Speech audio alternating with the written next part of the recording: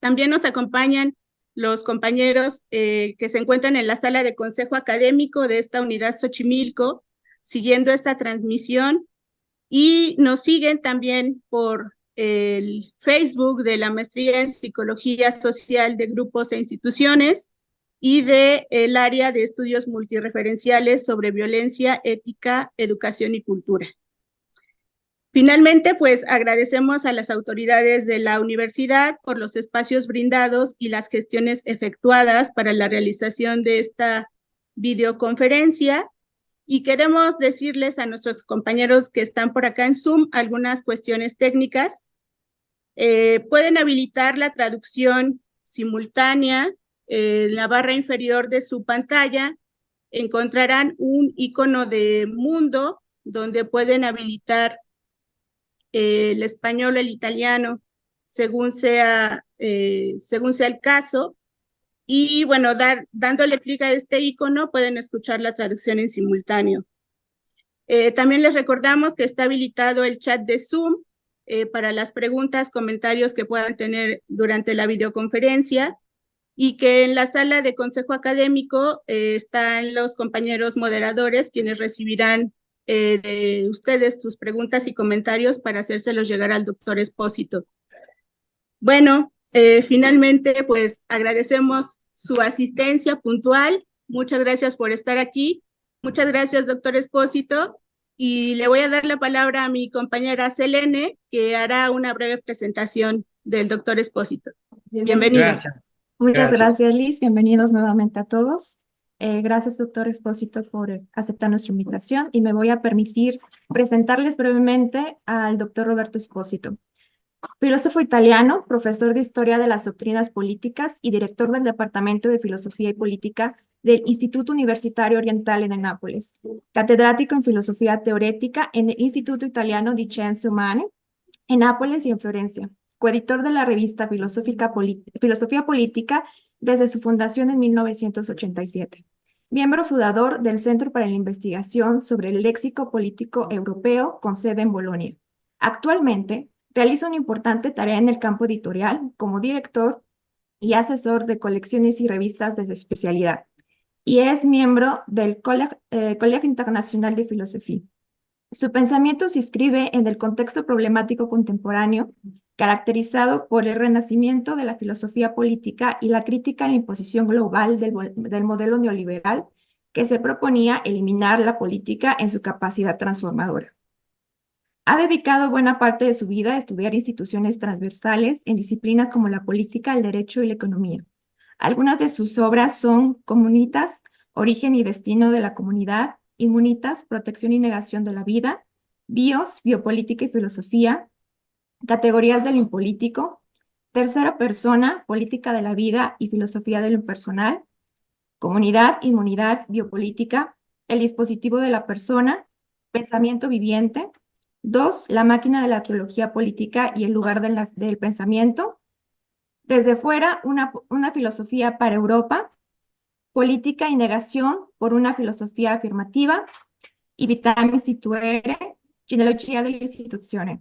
En su última publicación, de la cual nos va a hablar hoy en su conferencia, nos invita a reflexionar sobre la relación entre la vida humana y las instituciones, pues propone que es sobre la base de raíces modernas del pensamiento contemporáneo que se encuentra el movimiento de las instituciones, como el lugar estratégico en el que los lenguajes de la filosofía, la antropología y la política se cruzan en un nuevo horizonte de sentido.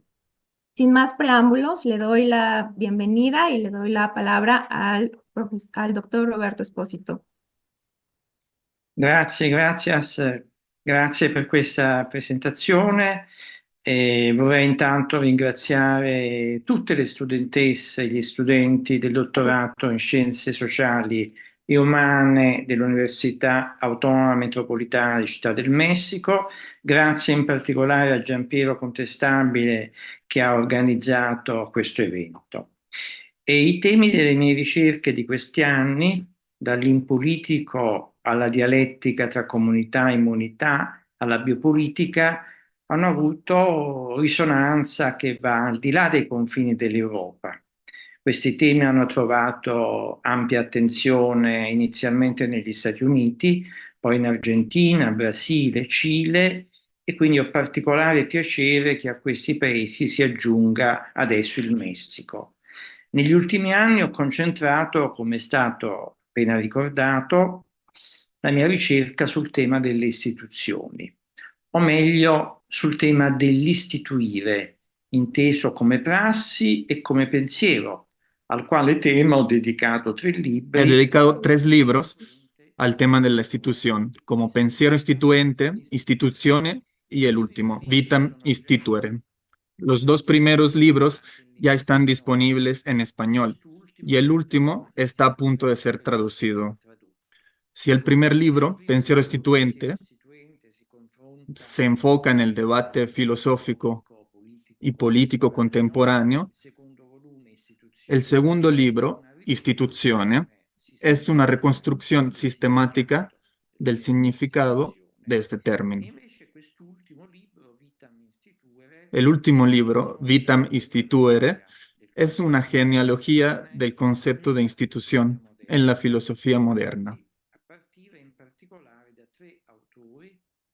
Ese análisis se hace a partir de 3 autores, Maquiavelo, Spinoza y Hegel, que, al menos en mi interpretación, abren el paradigma instituyente, volviendo a relacionar la institución con la vida. Esto me pareció particularmente relevante porque la institución y la vida se han pensado durante mucho tiempo por separado, y a veces incluso de manera opuesta.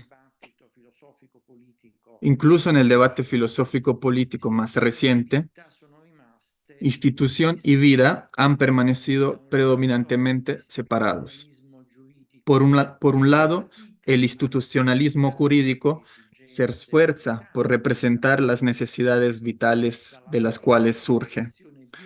Por el otro lado, la reflexión biopolítica, a pesar de sus indudables méritos, a menudo ha carecido de una confrontación positiva con las instituciones.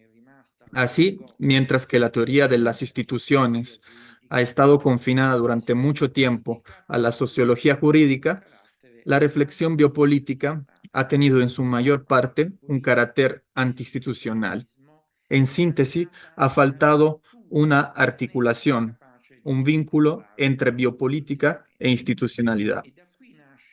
De ahí mi intento de reconstruir esa conexión entre institución y vida, remontándome genealógicamente a los orígenes de nuestra tradición.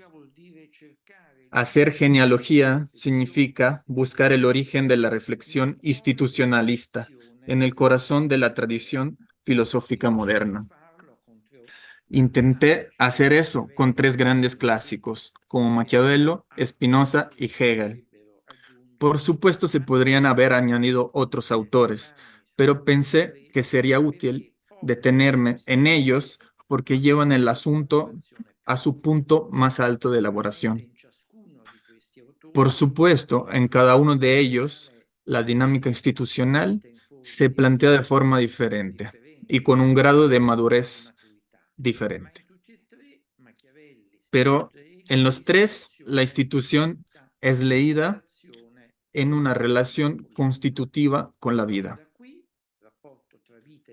Es precisamente de la relación entre vida e institución que me gustaría empezar a responder a la pregunta que abre esta conferencia, sobre el sentido y la razón de mi investigación actual. O sea, ¿por qué abrir o reabrir hoy un discurso sobre la institución en la encrucijada entre el pensamiento y la práctica? ¿Qué hace de la praxis y el pensamiento, entendidos en su capacidad instituyente, que los hace un pasaje necesario en el debate público contemporáneo? Quizás nada más que la pandemia que ha sacudido al mundo en los últimos 3 años nos ha dado la oportunidad de responder a estas preguntas. Nunca, como en esta fase, marcada por el duelo, la soledad, los obstáculos individuales y colectivos, ha habido tanta necesidad de restablecer la vida e incluso de instituir una vida nueva, después que la muerte parecía abrumarla durante mucho tiempo. Consideraciones similares podrían hacerse hoy sobre la devastadora guerra en curso en Ucrania y la no menos feroz guerra que ha estallado en Oriente Medio. Contrariamente a quienes imaginaban que la globalización económica y financiera marcaría el comienzo de una era de paz y permitiría una extensión lineal de la democracia, las cosas van en la dirección opuesta. Lamento decir que entre Francis Fukuyama, que había profetizado el fin de la historia, y Samuel Huntington, que había hablado en vez de un choque de civilizaciones, desgraciadamente la realidad se parece más a la visión de ese último. Aunque tengamos que hacer todo lo posible para evitar que su predicción no se cumpla, que la confrontación política, que en cierto modo es inevitable, se deslice hacia un conflicto de civilizaciones. En cualquier caso, incluso desde este punto de vista, parece difícil de vender la vida individual y colectiva sin el compromiso decidido de las instituciones nacionales e internacionales. Solo de ellas puede surgir el ímpetu para construir un nuevo orden, capaz de evitar lo que se ha llamado una guerra mundial por partes. Acontecimientos críticos o incluso catastróficos como la pandemia y la guerra, pero también la crisis ambiental, en su poder negativo, nos recuerdan que la vida humana es algo extremadamente frágil. Es algo que necesita ser defendido a nivel social, político y también simbólico, por algo que va más allá de la esfera individual, para situarla en una dimensión más amplia, con el fin de intensificarla y desarrollarla. Es decir, por un sistema de instituciones, e incluso antes de eso, por una energía instituyente, capaz de sostener la vida y al mismo tiempo modificarla. Después de todo, ¿qué otra cosa es la vida humana sino la institución continua de nuevas relaciones y nuevos significados? Hannah Arendt escribió que los hombres mismos son un comienzo, porque su primer acto es venir al mundo, dar a la luz algo que antes no existía. Por lo tanto, hay una razón ontológica, aún más que política. No es posible dejar de instituir la vida. Y es también necesario dar vida a nuevas instituciones. La vida y la institución se estrechan en un nudo cada vez más estrecho que no se puede desatar, como nos recuerda el antiguo lema latino vitam instituere. Incluso en los momentos más oscuros, nunca falta la tendencia humana a empezar de nuevo, a reconstruir lo que se ha perdido en mejor forma que en el pasado. Pero no basta el compromiso individual. Necesitamos una praxis instituyente, común, capaz de situar nuestros pensamientos y acciones en una red de relaciones, fuera de las cuales permaneceríamos completamente indefensos ante traumas históricos y naturales. Es un llamado a la vida, a su oficio instituyente. No es sorprendente. Al fin y al cabo, las mismas instituciones son organismos vivos que nacen, se desarrollan y mueren cuando sus razones constitutivas dejan de existir. La historia humana puede entenderse como una sucesión infinita de procesos instituyentes que brotan unos de otros, como las ramas de un árbol. La renovación presupone y requiere este proceso, sin el cual la historia de los hijos perdería toda relación con la historia de los padres. Aquí hay una pregunta que toca la esencia de las instituciones. Se trata de su relación vinculante con la historia, de su historicidad esencial. Las instituciones perduran solo si son capaces de crecer y cambiar. En lugar de estar congeladas en el tiempo, deben verse como flujos en formación, Después de todo, no hay alternativa. Solo las instituciones que son capaces, aunque sea radicalmente, de renovarse en función de las necesidades de sus ciudadanos, pueden aspirar a su confianza. Justo en la falta o insuficiencia de capacidad de cambio, tiene sus raíces una crisis institucional que se remonta a principios de los años 70 del siglo XX, cuando se creó un contraste frontal entre las instituciones y los movimientos de protesta. Si vemos el debate de aquellos años, sobre todo en Europa, vemos que se divide en dos polos. Por un lado, una idea puramente conservadora de la institución. Por otro, una serie de movimientos antiinstitucionales que no pueden reducirse a un proyecto común. De esa manera, la política y la sociedad se colocaron en planos separados y sin contacto entre sí.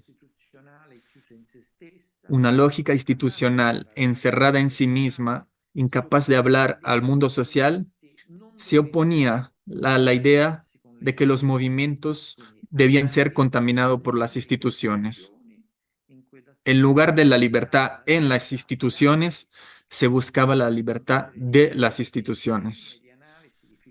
Con todas las diferencias internas, los filósofos más representativos de la época, Sartre, Marcuse, Foucault, Deleuze, se movieron en esta dirección antiinstitucional. Al fin y al cabo, lo que a grandes rasgos llamamos populismo, al menos en Europa, en América Latina, tiene otro significado, tiene una relación con esta raíz, o sea, la voluntad de eludir a las instituciones y la incapacidad de comprender su significado. Su núcleo es precisamente el rechazo a las instituciones.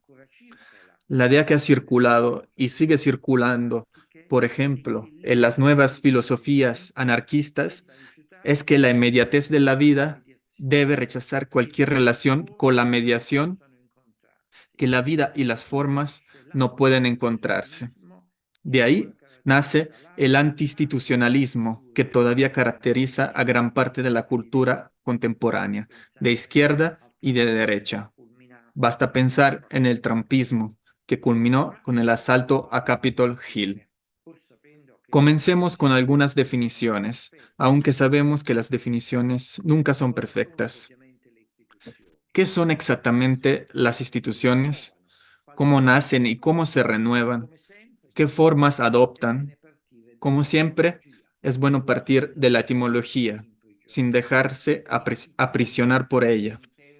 Instituir es un término de derivación latina, in statuere, que contiene dos polaridades aparentemente contradictorias, el movimiento y la estabilidad.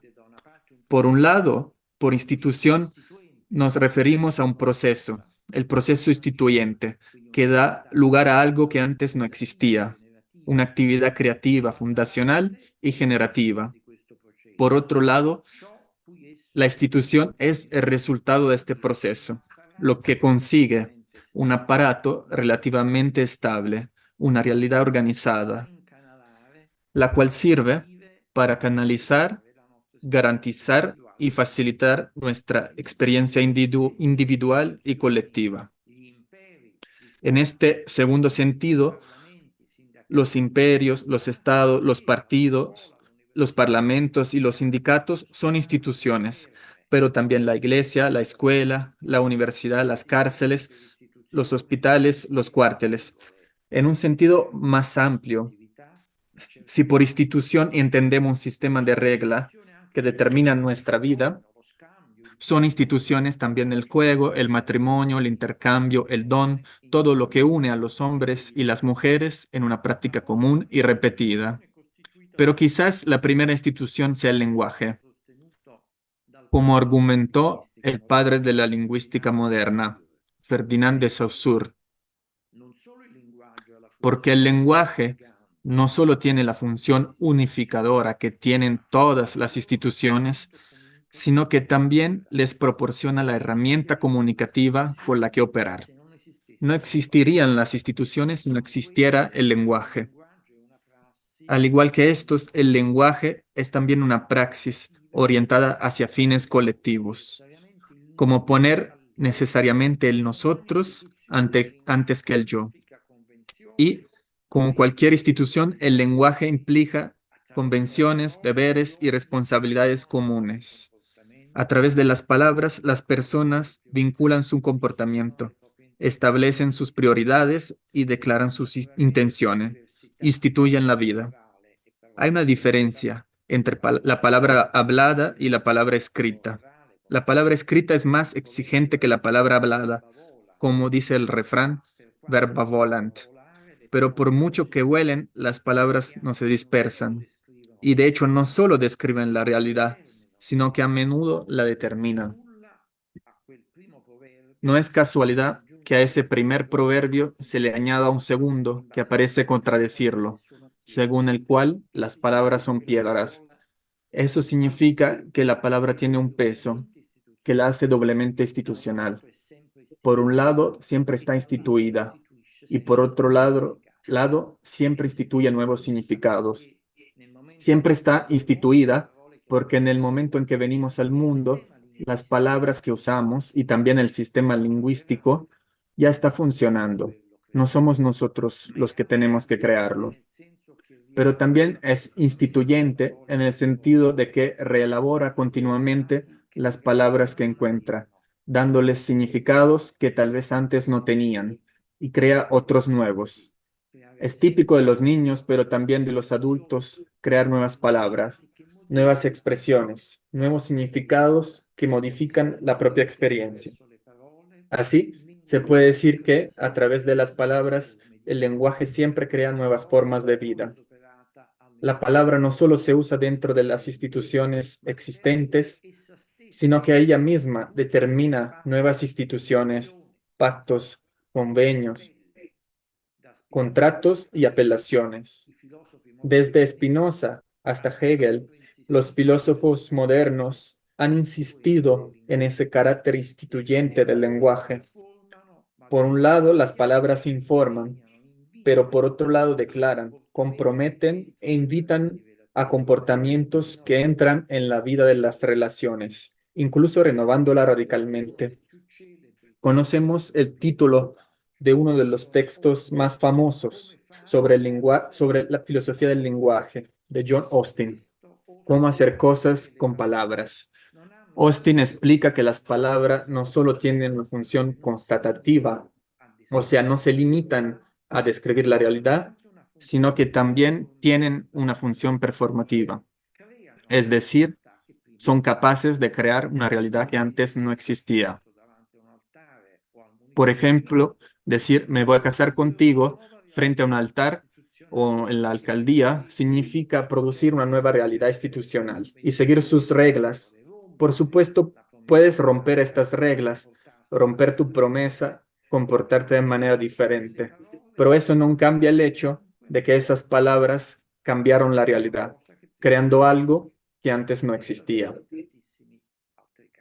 Lo mismo sucede en muchos otros casos. Por ejemplo, después de una sesión de graduación, cuando el presidente del comité declara que el estudiante es graduado, él se convierte en un estudiante graduado. Es este poder performativo el que le da a la palabra un poder, una fuerza que otras instituciones no tienen, que consiste en la capacidad de definir estatus, situaciones, órdenes que no existen en la naturaleza. El poder del lenguaje va mucho más allá del de cualquier otra institución, porque la palabra, hablada o escrita, tiene el poder de atar a los hombres a ciertas actitudes que son independientes de sus deseos inmediatos. Todas las realidades sociales, pero también las formas políticas, se basan en un conjunto de supuestos lingüísticos que son aceptados a priori por quienes forman parte de ellas. Por ejemplo, el hecho de que un pedazo de papel pueda ser un billete presupone que todos los que lo usamos aceptamos esta convención. Del mismo modo, todas las palabras que certifica un notario se convierten en una limitación para las partes, que ya no pueden volver atrás. Del mismo modo, la declaración que hace ante un juez después de haber jurado decir la verdad produce una realidad, positiva o negativa, para el acusado. Más aún, en una declaración de guerra de un Estado a otro. Declarar la guerra es, de hecho, hacerla efectiva. Por supuesto, se puede hacer la guerra sin llamar la guerra, como ha hecho Rusia, o sin declararla, como ha hecho Hamas en Israel. Eso no cambia el hecho de que incluso una guerra que se niega a llamarse así misma como tal, se hace con propaganda, amenazas y justificaciones. Lo mismo ocurre con la paz, que se declara solemnemente y se firma mediante tratados hechos de palabras. En definitiva, las instituciones son formas, estructuras, organizaciones encargadas del cumplimiento de funciones públicas y privadas que responden a determinados intereses, el primero de los cuales es la preservación de la vida, pero también su innovación. La conservación y la innovación están presentes en diferentes proporciones en cada institución. Hay instituciones que son conservadoras de algo, incluso de los poderes existentes, y hay instituciones innovadoras que a su vez producen transformación.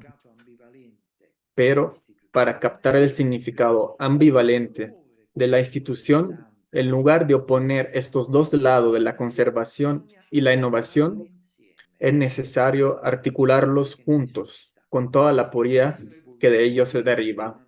Instituir significa introducir una novedad, aunque sea radical, pero en el marco anterior. Para que la institución tome forma y se consolide, esta novedad debe ser duradera, permanente en el tiempo. El resultado de la institución, más que un devenir, es un estado, una entidad destinada a permanecer. Este es su carácter antinómico. Instituir es un movimiento que tiende a negarse a sí mismo, a crear estasis. Inaugura, eleva algo que debe permanecer firme sobre sí mismo. El resultado del movimiento instituyente es la estabilidad de lo instituido. De ahí hay una suerte de brecha interna, de tensión, que hace que la institución parezca externa al movimiento instituyente que la generó. Es lo negativo, lo que captan los críticos de la institución, sin captar su lado creativo. Es lo que Hegel llama espíritu objetivo o segunda naturaleza, la solidificación objetiva de una intención subjetiva. Es un proceso cuya culminación en la lógica hegeliana es la formación del Estado político. La institución, para Hegel, expresa esta dialéctica de lo subjetivo y lo objetivo, de la libertad y de la necesidad, de lo interior y lo exterior. Para Hegel, el Estado político no oprime, sino que fortalece a la sociedad civil. Esta fe hegeliana en la dialéctica entre la sociedad y el Estado, el proceso instituyente, el resultado instituido, no durará mucho. Marx primero y luego Nietzsche verían en el estado ético hegeliano el monstruo frío, que Max Weber traduciría en el concepto más sobrio, pero igualmente crítico, de la jaula de acero. El proceso de desinstitucionalización al que nos hemos referido ya se remonta a entonces. Lo que todavía era en Hegel una mediación posible y necesaria entre el Estado y la sociedad, después de él se descompuso en una alternativa de la que el contraste radical entre movimientos e instituciones constituye el resultado. La rigidez institucional y la negación violenta de las instituciones se convierten así en las dos polaridades que tienden a arrastrar la discusión a un callejón sin salida. Si las instituciones no son más que un cúmulo de poder destinado a su propia conservación, solo queda el camino violento o renunciativo de su destitución. De ahí la demanda cada vez más extendida de democracia directa, en contra de las instituciones de la democracia representativa. En el plano filosófico, la apología de un poder destituido, sin darse cuenta de que, es el reverso impolítico de la praxis instituyente. El debate se desliza hacia una alternativa bloqueada entre las instituciones sin libertad y la libertad fuera de las instituciones, cuando solo la libertad en las instituciones restaura una posibilidad adecuada de vida civil.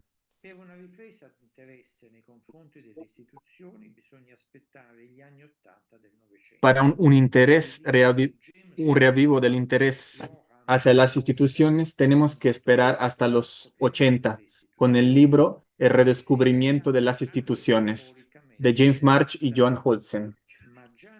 Pero ya en las décadas anteriores, algunas corrientes culturales, en particular la fenomenología francesa, la antropología alemana y el institucionalismo jurídico italiano, habían inaugurado una fructífera investigación sobre el tema de las instituciones.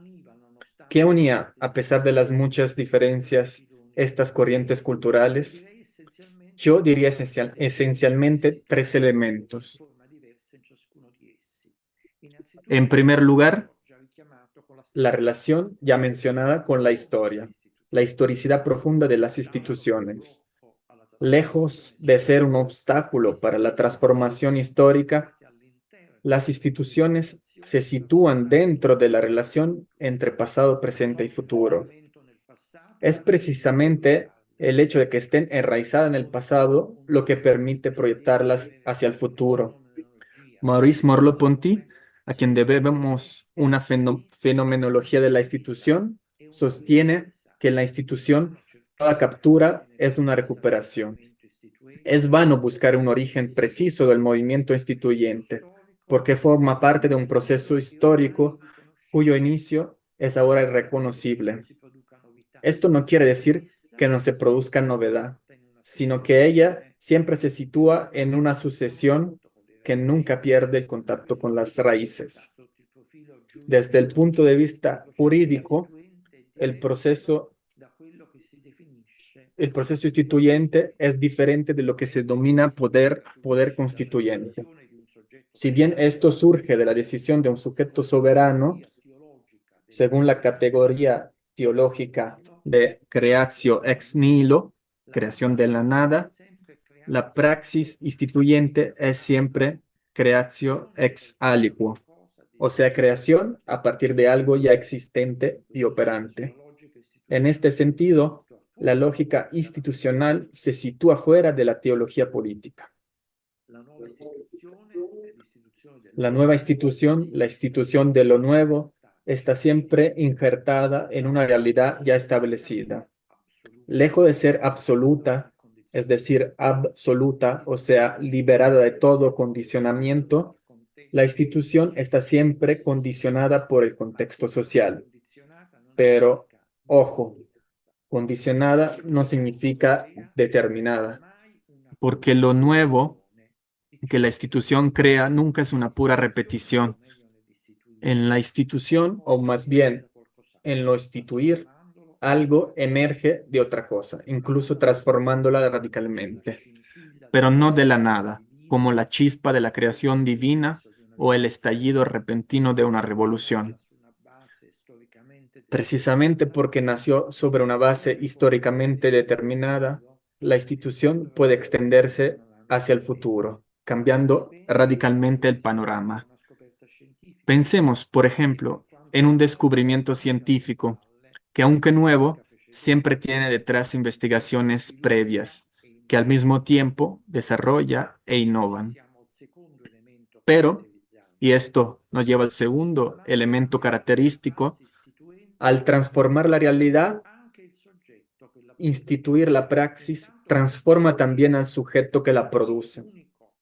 En primer lugar, en lugar de un solo sujeto, siempre hay más sujeto. Aunque en el origen del concepto medieval de institutio hay precisamente una única autoritas, un autor al que se refiere. Con el tiempo, especialmente después de la Revolución Francesa, la institución ha asumido cada vez más un rostro plural, colectivo. Incluso el Estado, que se interpreta por los juristas como personas jurídicas, está siempre constituido por un conjunto de órganos que van más allá de la dimensión subjetiva y actúan de manera impersonal. Esto es aún más cierto para la nueva forma de pensar las instituciones que estamos creando. Como todo pensamiento, no es enteramente original. Retoma, modificándolos, pensamientos ya pensados por otros, que a su vez serán repensados y modificados a lo largo de las generaciones. En síntesis, el pensamiento de la institución es modificado in itinere por la propia institución. Esto significa que en lugar de preceder a la institución, la subjetividad instituyente se forma a su vez por lo que instituye, por su propia implementación, más que depender de un solo sujeto o incluso de varios sujetos constituidos. La praxis instituyente configura la subjetividad que la produce, extendiéndola en un proceso de subjetivación. Al instituir algo, el sujeto se instituye a sí mismo, o más bien es instituido por su propia institución. Es otra diferencia con el poder constituyente. Esto siempre es activado por un sujeto establecido, un líder de partido, una asamblea, un pueblo. En vez, la praxis instituyente ve a sus propios sujetos emerger de los mismos procesos institucionales que ha activado.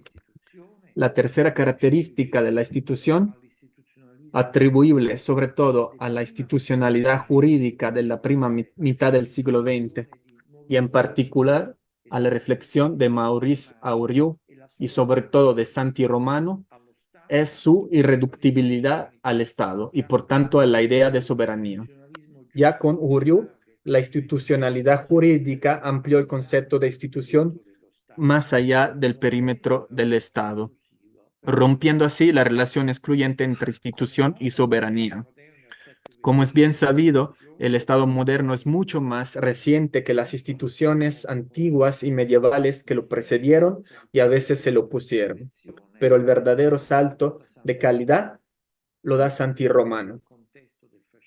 Aunque se operó en el contexto del fascismo y no estuvo exento de características conservadoras, su pensamiento institucionalista estaba muy adelantado a su tiempo. Ya en la célebre conferencia de 1909 sobre la crisis del Estado, identificó las primeras grietas en el Estado soberano. En su obra maestra sobre el orden jurídico, dio un vuelco a la relación entre el Estado y el derecho. Es el Estado el que depende de la ley y no al revés. Esto revoca la primacía absoluta del Estado en relación con las demás instituciones.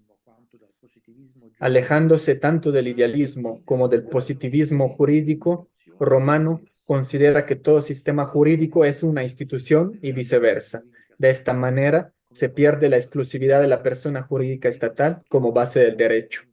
Un derecho que tiene en su origen no solo la ley escrita, sino también la costumbre y sobre todo la necesidad. El resultado de este enfoque es verdaderamente perturbador con respecto a la doctrina tradicional de la soberanía estatal.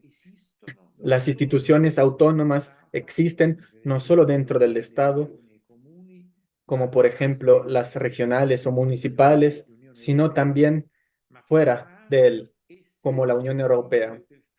Pero para Romano incluso pueden surgir contra el Estado, como las organizaciones revolucionarias. Aunque han sido declaradas ilegales, siguen siendo perfectamente jurídicas.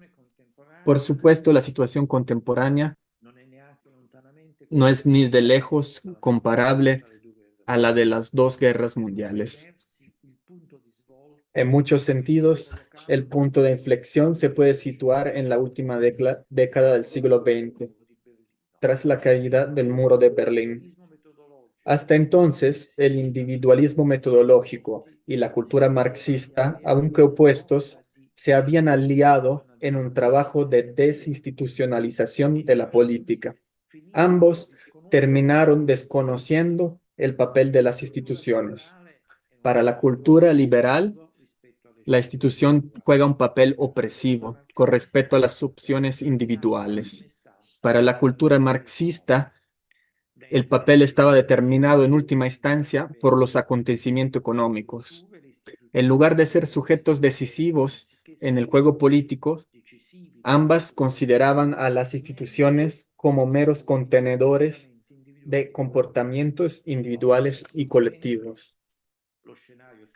Luego, en un momento, el escenario cambió. Las instituciones comenzaron a aparecer cada vez más centrales en la dinámica política, no simplemente contenedores de decisiones tomadas en otros lugares, sino lugares designados para su elaboración e incluso objeto de opciones estratégicas.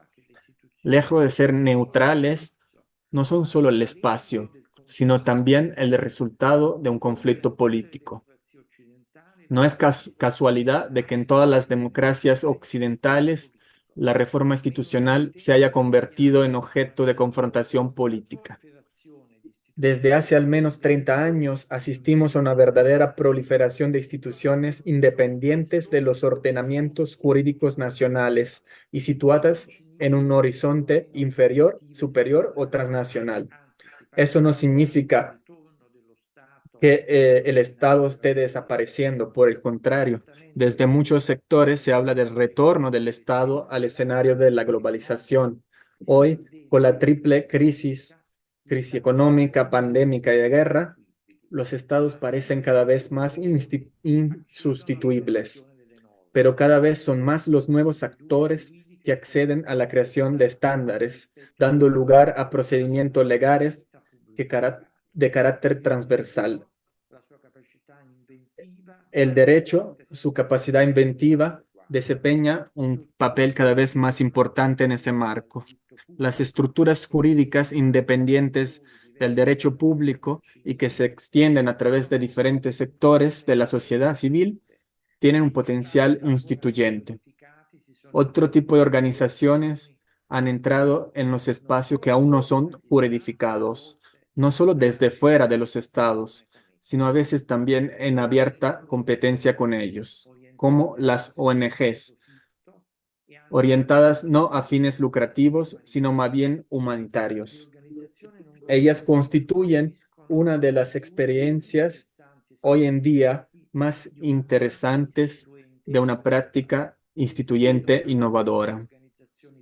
Aunque formalmente son organizaciones privadas, persiguen objetivos públicos, sometiendo las normas escritas a peticiones, demandas que son irreductibles al lenguaje a veces rígido de los organismos estatales. En el escenario abierto, pero también cada vez más problemático de la globalización, junto a instituciones de este tipo, hay otras, también no gubernamentales, que expresan intereses económicos precisos, como el Fondo Monetario Internacional o la Organización Mundial del Comercio, por no hablar de las lobbies y las corporaciones de carácter más opaco. En este marco fragmentado y desigual, ¿cómo podemos orientarnos? En primer lugar, saber que las instituciones no son iguales. Pueden promover intereses adquiridos o beneficiar a grupos sociales desfavorecidos, pero sobre todo cambian o pueden cambiar. No solo los poderes públicos, sino también los ciudadanos pueden y deben desempeñar un papel en ese cambio. Desde este punto de vista, se debe potenciar el papel del conflicto político dentro de las instituciones.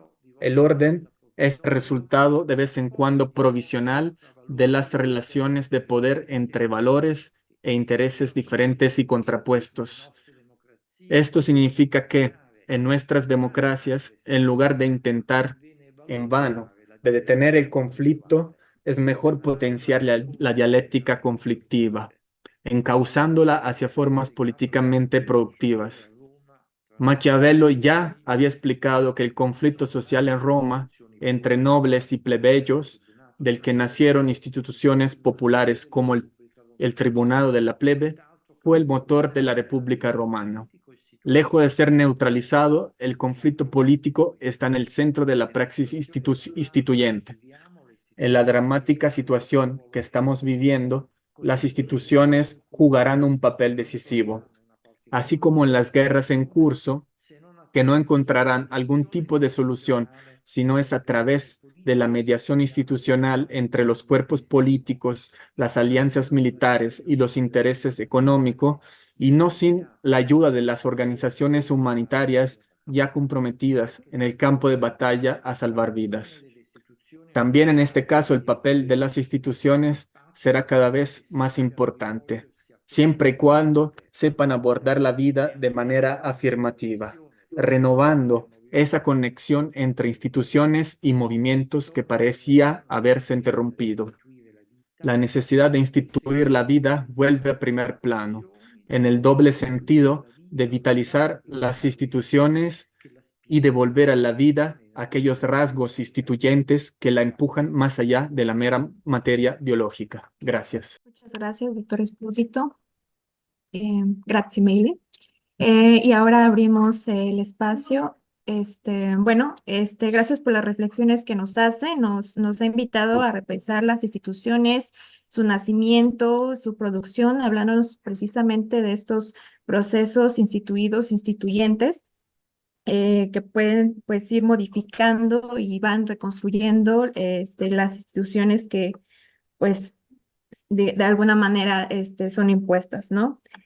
Usted comenta que las instituciones pueden tomarse como estos flujos en transformación constante y bueno, nos ha puesto a reflexionar, ¿no? Sobre esta palabra escrita y palabra hablada que siempre está instituida. No obstante, también existe dentro de esto un proceso instituyente en donde pues se crean palabras y significados diferentes a los ya establecidos.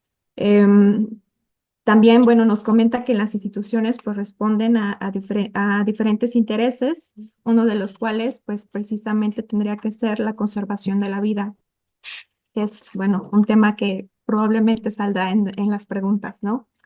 Y también nos ha invitado a reflexionar sobre la historicidad profunda en las instituciones, que esto pues permite proyectarlas hacia el futuro y que nunca se pierde este contacto con las raíces que las fueron creando. Y bueno, en este momento abrimos el espacio a preguntas, opiniones. Pedimos que sean preguntas específicas, concretas, para que pues todos podamos participar. Bueno, aquí tengo algunas preguntas ya.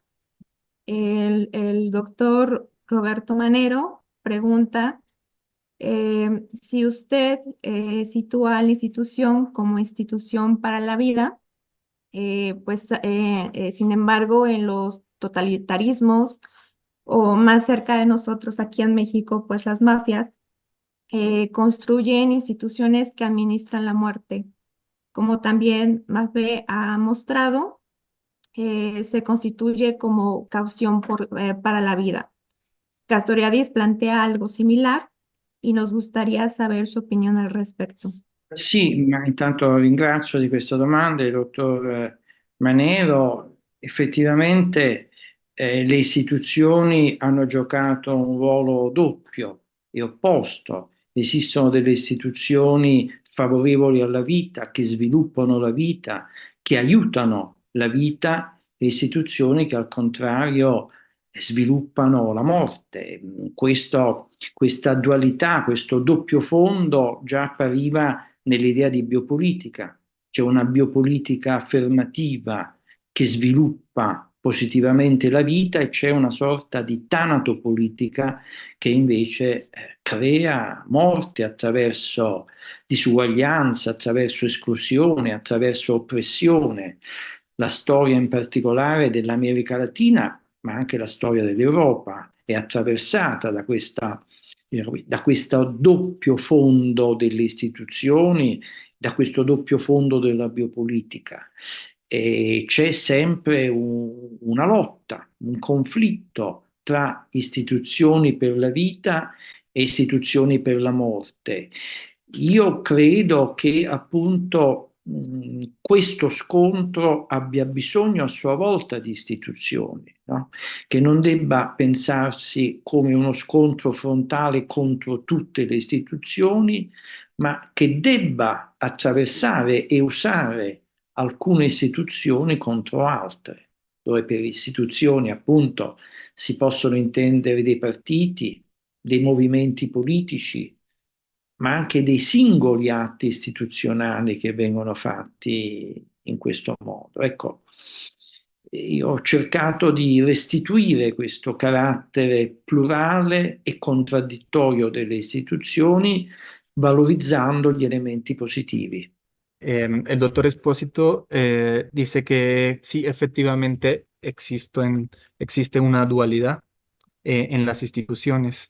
Hay instituciones que desarrollan políticas a favor de la vida y hay instituciones que en vez desarrollan políticas de muerte. Siempre hubo este doble fondo que aparece ya en la biopolítica, donde hay una parte afirmativa a favor de la vida y la parte de la tanatopolítica que produce desigualdad y muerte. La historia de la América Latina y de Europa tienen ese doble fondo biopolítico.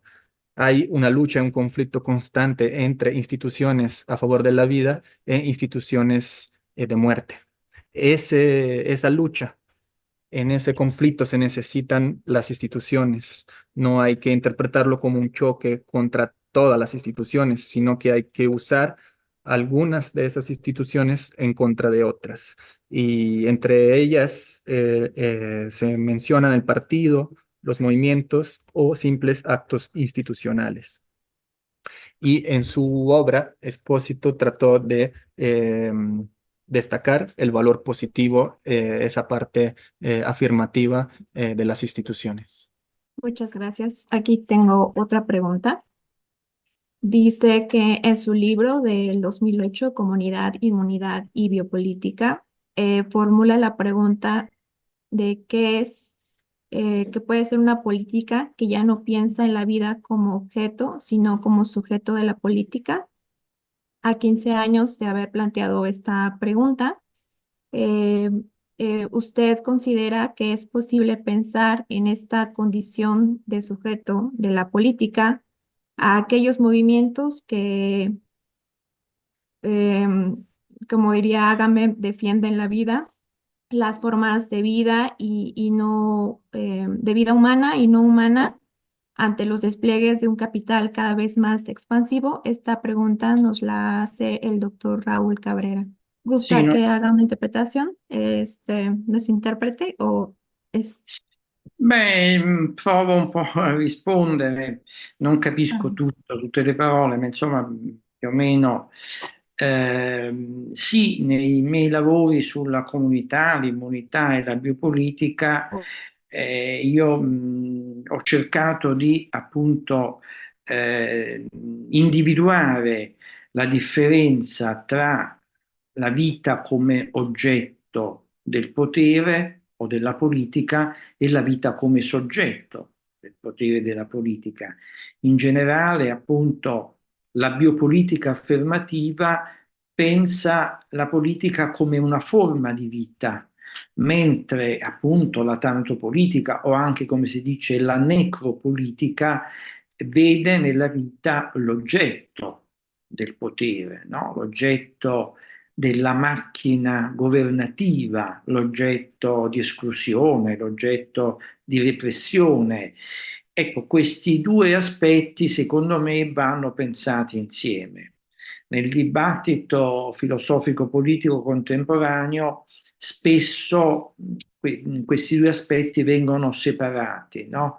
O si guarda soltanto alla vita come soggetto di politica o si guarda soltanto alla vita come oggetto di politica, in particolare il tema della nuda vita, no? Che pensa alla vita come un semplice, che tratta la vita come un semplice materiale biologico a disposizione del potere. E in tutto questo i movimenti hanno, i movimenti di protesta, i movimenti di resistenza, hanno avuto valore fondamentale. In Europa, negli Stati Uniti, sì, anche negli Stati Uniti, in particolare nell'America Latina. Io penso però che i movimenti non debbano contrapporsi necessariamente alle istituzioni, ma debbano cercare in qualche modo di istituzionalizzarsi anch'essi, no? Cioè tra movimento e istituzione ci può essere una dialettica, non necessariamente una contrapposizione, un contrasto, perché se i momenti si tengono sempre fuori dalle istituzioni, finiscono per avere una portata in politica, quindi in qualche modo per diventare inoffensivi rispetto al potere contro cui pure intendono combattere. En los trabajos sobre comunidad y inmunidad y biopolítica, el profesor trata de individuar las diferencias entre la vida como objeto y la vida como objeto del poder y de la política, como sujeto del poder y de la política. Y justo hay una biopolítica afirmativa que considera la vida como forma de vida, y después hay la tánato o necropolítica que considera la vida como un objeto de exclusión y represión. Según el profesor, hay que pensar estas dos vertientes juntas, porque siempre se analizan de forma separada, eh, separando la parte de la nuda vida, como dice Agamben, de la biopolítica afirmativa. Los movimientos de resistencia han tenido seguramente un valor fundamental, sea en Europa, que Estados Unidos, que América Latina, pero no deberían oponerse frontalmente a todas las instituciones, sino tratar de institucionalizarse para abordar esa dialéctica entre movimientos e instituciones, porque si no los movimientos, si se quedan fuera de las instituciones, terminan jugando un papel impolítico. Muchas gracias. Pues invitamos nuevamente a los asistentes a que pues puedan hacer sus preguntas y comentarios. Y aquí en el chat del Zoom tenemos una pregunta de Víctor Cilia que le gustaría conocer su opinión sobre la intersección global entre las clases políticas orientadas a la derecha y las clases políticas de inmunización en el actual escenario político global. Y nos pregunta cómo interpreta esta elección específica de las políticas de inmunización como parte de la propaganda de las derechas desde una perspectiva institucional. Otra de las preguntas que hace es si cree que hay factores institucionales que contribuyen a esta tendencia o que están influyendo en la forma en que se aborda la inmunización en este contexto político. Serían esas dos preguntas, doctor. Sì, io ho lavorato a lungo sul concetto di immunizzazione.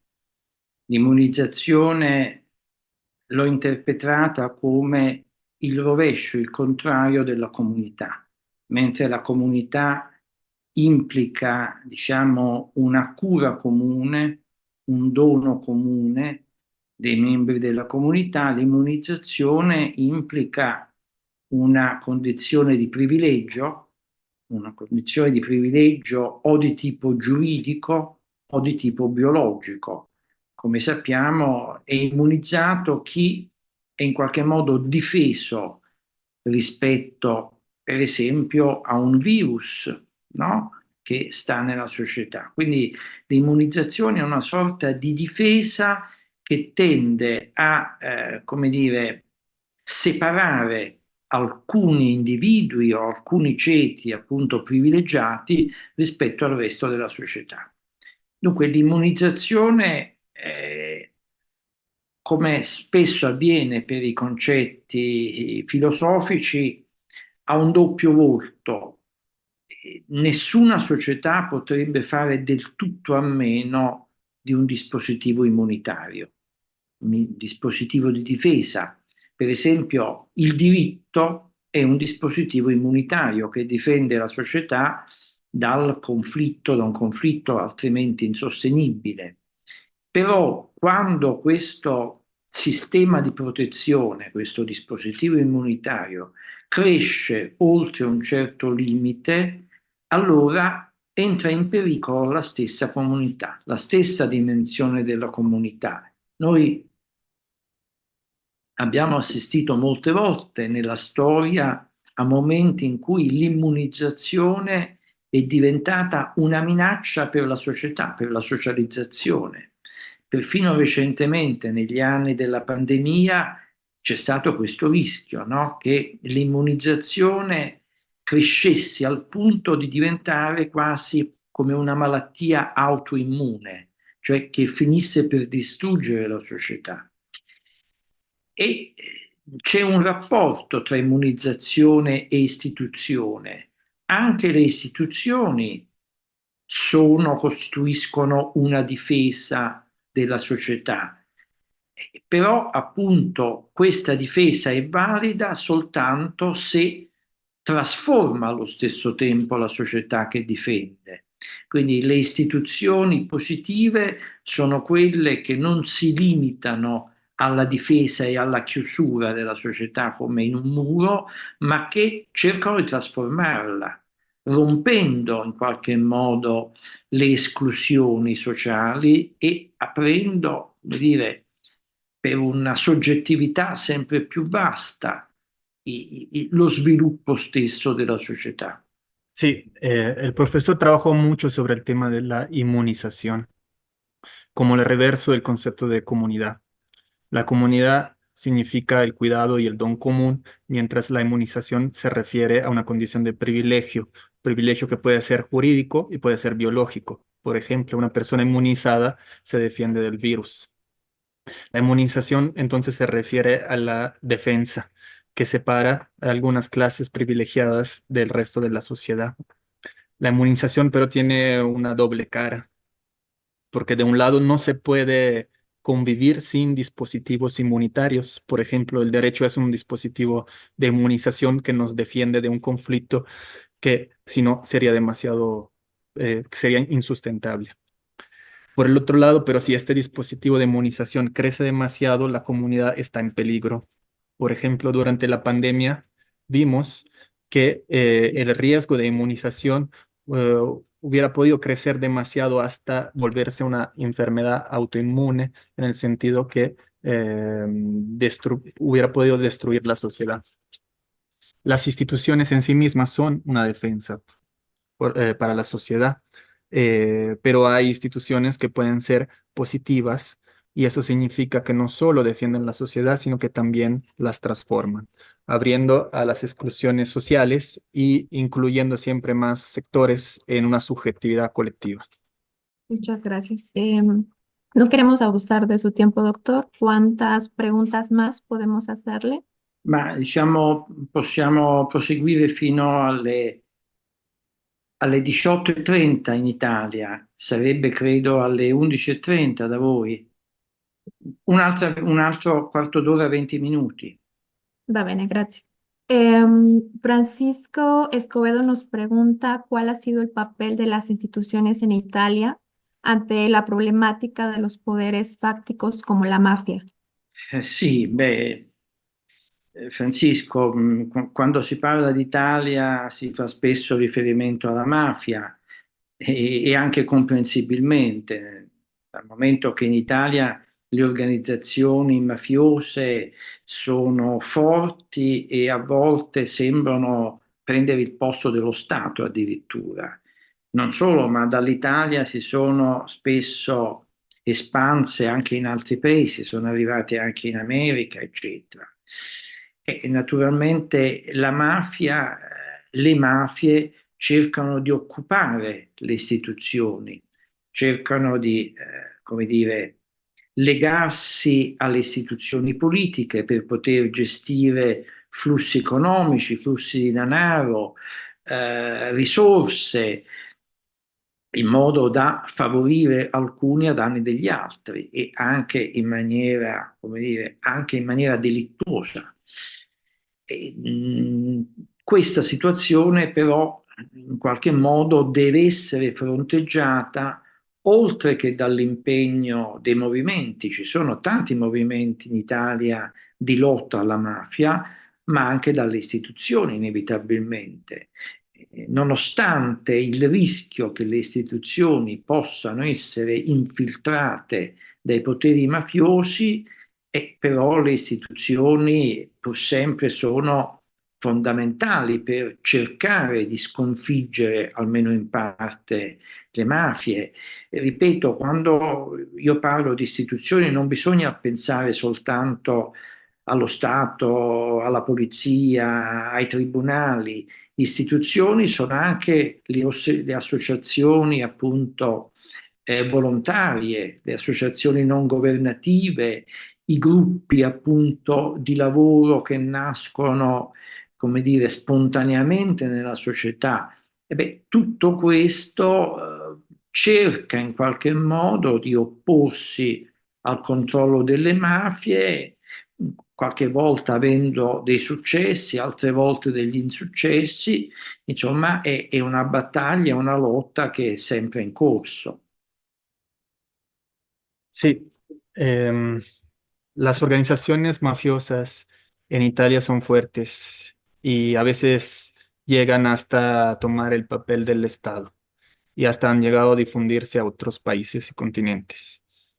Las mafias tratan de vincularse con las instituciones para gestionar los flujos económicos que generan daños a la mayoría de la población. Hay movimientos en contra de la mafia, pero también hay que considerar el papel de las instituciones, que aunque pueden resultar en algunos casos infiltradas por las mafias, son necesarias en la lucha en contra de ellas.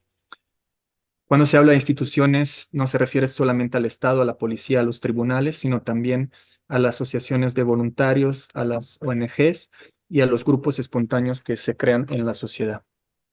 Todo esto, todo ese conjunto se enfrenta a las mafias, a veces con éxitos, a veces no. Gracias. Adriana Soto bueno, le da las gracias por darnos estas reflexiones y nos pregunta si podríamos tener alguna pista para pensar cómo las instituciones pueden procurar la natalidad. Eso que le preocupaba a Hannah Arendt, la relación entre las instituciones y los nuevos. Non ho capito bene, puoi ripetere un po' più piano? Sí, sí. ¿Podríamos tener alguna pista para pensar cómo las instituciones pueden procurar tener relación con la natalidad? Eso que le preocupó a Hannah Arendt, la relación entre las instituciones y los nuevos. Sì, beh sì, Hannah Arendt, che è una delle mie pensatrici favoriti, una grande pensatrice, è stata una pensatrice dell'istituire, no? Perché appunto la nascita, l'inizio, il principio è allo stesso tempo l'elemento appunto che dà origine alla vita, ma è anche ciò che diciamo apre il processo istituente. Secondo Hannah Arendt, gli uomini stessi in fondo sono delle istituzioni, perché chiunque nasca viene al mondo, dà inizio a qualcosa di nuovo. Il problema poi che anche Hannah Arendt si pone, per esempio nel libro sulle rivoluzioni, il problema è quello di rendere ciò che è iniziato, questi inizi, qualche cosa di durevole, cioè di dare appunto all'inizio una durata. Ma da questo punto di vista proprio Arendt è una pensatrice dell'istituzione, perché cerca di pensare insieme il momento fondativo, generativo, creativo e il momento della durata. Il problema delle istituzioni politiche moderne per Hannah Arendt è appunto l'incapacità di tenere insieme creazione, creatività, natività e durata, no? E stabilità. Quindi da questo punto di vista mi sento molto, molto vicino, interno alla prospettiva filosofica di Hannah Arendt. Hannah Arendt es una de las filósofas favoritas del profesor Espósito. Es una gran pensadora de la institución, del pensamiento instituyente. Según ella, el nacimiento es el origen de la vida, pero también con el nacimiento inicia el proceso instituyente. En ese sentido, los hombres son instituciones porque al nacer dan lugar a algo nuevo. El libro de Hannah Arendt sobre las revoluciones aborda el tema de cómo las revoluciones, como estos inicios, pueden volverse duraderos. Ella trata de pensar esa relación entre el momento generativo, fundativo y el de su duración, su capacidad de permanecer. Y identifica esta problemática en las instituciones de no poder mantener juntas la natalidad con la duración. Gracias. Otra pregunta del doctor Roberto Manero es, ¿cuál es su opinión sobre los procesos instituyentes que Tra- permitieron el ascenso de la extrema derecha en el gobierno italiano y del ascenso de las derechas en Europa y los Estados Unidos? Negli Stati Uniti? Sí, Stati Uniti? Prima Sì, in Italia, in Europa e negli sì, Stati sì. Ma diciamo, oggi in Italia e in Europa attraversiamo un momento molto difficile perché c'è una ripresa appunto, dei partiti sovranisti, dei partiti di destra con dei forti riferimenti anche al fascismo. Quindi è un momento di grande difficoltà e nelle prossime elezioni europee ci sarà uno scontro tra partiti sovranisti di destra e i partiti liberali, liberal-democratici. Poi esistono anche i partiti di sinistra che però in questa fase sono in forte difficoltà, sia in Italia che in Europa. Soltanto forse in Spagna diciamo, c'è un partito socialista in questo momento al governo. Quindi, ripeto, è una situazione di grande rischio, di grande pericolo. Conteranno molto anche le elezioni negli Stati Uniti d'America, perché se dovesse vincere Trump, beh, sicuramente la destra sovranista in Europa sarebbe rafforzata. Viceversa, se vinceranno i democratici in America, in qualche modo quest'onda nera potrà essere fermata, quantomeno, e ci potrà essere poi appunto una vittoria, se non dei movimenti di sinistra, dei partiti di sinistra che non sono forti in Europa, quantomeno dei partiti democratici. E noi viviamo, come tutti sappiamo, in una fase di neoliberalismo dove però stanno venendo fuori appunto degli elementi di destra sovranisti, nazionalisti e addirittura fascisti. Quindi, ripeto, è un momento di grande difficoltà e io credo che ci voglia l'impegno di tutti per evitare questa deriva, appunto. Sí, estamos atravesando un momento muy difícil en Europa. Vemos la vuelta de partidos de derecha, partidos soberanistas, así llamado, se enfocan en la soberanía nacional, y fascistas. En las próximas elecciones europeas se enfrentarán justo los partidos soberanistas de derecha y los partidos liberales. Los partidos y movimientos de izquierda están en una situación de crisis en casi todo el continente, a excepción de España, donde en el gobierno hay un partido socialista. Serán muy importantes también las elecciones en Estados Unidos, porque si vuelve a ganar Trump, eso empoderaría también a la derecha europea. En caso contrario, habrá posibilidades de parar la ola negra de la derecha en Europa. Em, lo que es un hecho que no hay movimiento de izquierdas poderosos en ese momento, entonces es la esperanza que puedan ganar por lo menos, al menos los partidos democráticos. Estamos en una fase de neoliberalismo que está exacerbando movimientos de derecha soberanistas, nacionalistas y fascistas, y por eso necesitamos el compromiso de todo para eh, defendernos de estos movimientos. Gracias por el tiempo del profesor.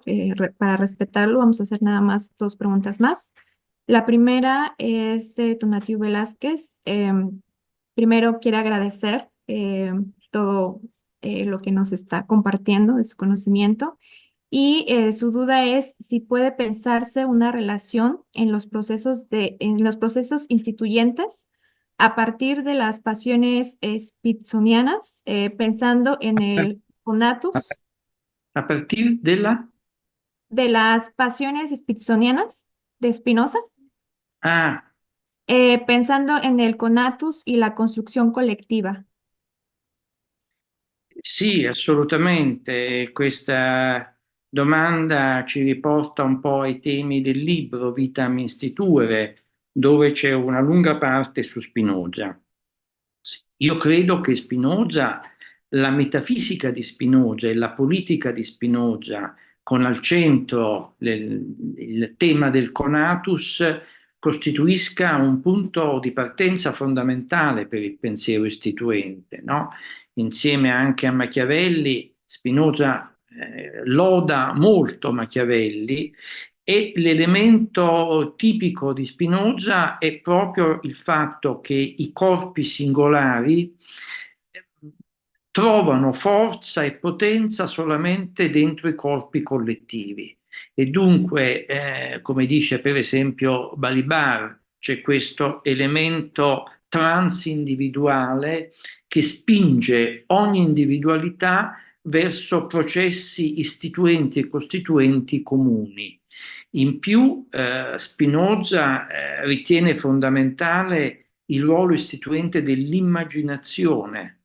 Per esempio, pensa che i profeti ebraici, con la loro capacità immaginativa, abbiano costruito le istituzioni dello Stato ebraico.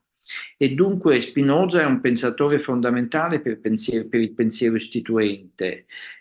Per Spinoza la vita, le vite sono sempre già istituite, nel senso che sono modi di una stessa sostanza e insieme hanno questa forza istituente, questa forza innovativa che diventa sempre maggiore quanto più gli individui si legano in processi istituenti collettivi, comuni.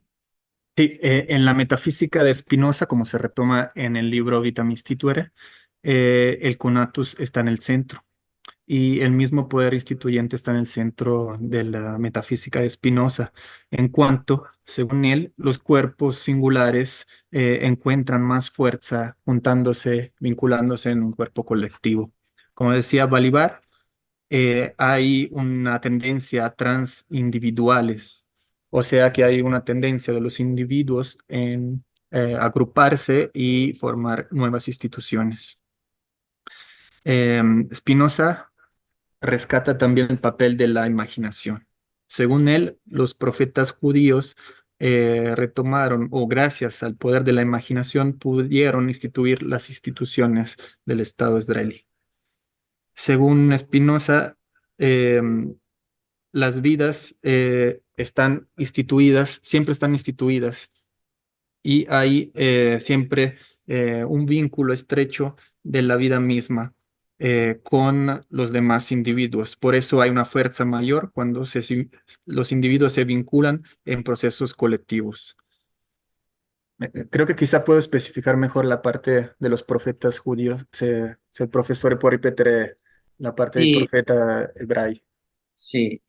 Beh, in particolare nel trattato teologico-politico Spinoza ripercorre appunto il ruolo che hanno avuto i profeti ebraici a partire da Mosè nella costruzione delle istituzioni dello Stato ebraico, che poi era una teocrazia. Lo Stato ebraico qualche modo, siccome assume il potere di Dio, esclude ogni altro potere umano. E i profeti, con la loro capacità immaginativa, no? Il profeta profetizza il futuro, appunto immaginando, creano di fatto appunto quelle che diventeranno le istituzioni di questa nuova forma di Stato, che è quella dello Stato ebraico.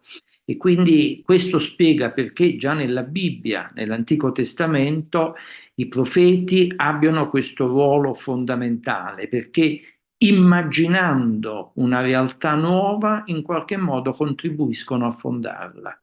Sí, entonces para profundizar, según Spinoza, los profetas judíos, a partir de su capacidad de imaginación, logran instituir las instituciones del Estado judío. Esto se considera como una teocracia en donde el poder de Dios excluye a todo otro tipo de poder. Entonces, con la imaginación se crean las instituciones y esto se ve, por ejemplo, también en el Antiguo Testamento, en donde gracias a la imaginación se imagina, pero también se transforma la sociedad y se instituyen las instituciones. Muchas gracias. Bueno, por tiempo nos están llegando muchas preguntas, pero vamos a hacer nada más una. Las demás, se las vamos a pasar al doctor Espósito para que, bueno, las pueda responder bueno, nos comunicamos directamente con los que preguntaron. La última pregunta es del profesor Carlos Pérez Izabala. Le gustaría saber cuál es la postura en Europa acerca de la destrucción de instituciones de los habitantes de Gaza. ¿Hay una actitud de indignación sobre el asesinato de niños en esa masacre? Può ripetere più Sí. piano? Sì. Bueno, la postura de Europa Sì. acerca de la destrucción de instituciones de los habitantes de Gaza. Hay una actitud de indignación sobre el asesinato de niños. Sì, beh, c'è un forte movimento appunto di indignazione diciamo, nelle istituzioni europee, in particolare, per esempio, tra i professori universitari. C'è un movimento trasversale di appoggio agli abitanti di Gaza, di appoggio ai palestinesi, che però in qualche modo tiene anche conto diciamo, dei lutti, delle morti che ci sono state in Israele. Quello che in Europa sembra inevitabile è che venga meno la politica di Israele, la politica di Netanyahu, e che si riprenda il discorso interrotto sul doppio Stato, sui due Stati, lo Stato israeliano e lo Stato palestinese. E comunque quello che è necessario assolutamente è bloccare questa guerra che sta facendo un numero di morti non soltanto di bambini, ma anche diciamo, di esseri umani assolutamente insostenibile. Quindi in Europa si sente molto questo problema e c'è una forte attività di contrasto a questa guerra insensata, terribile e feroce.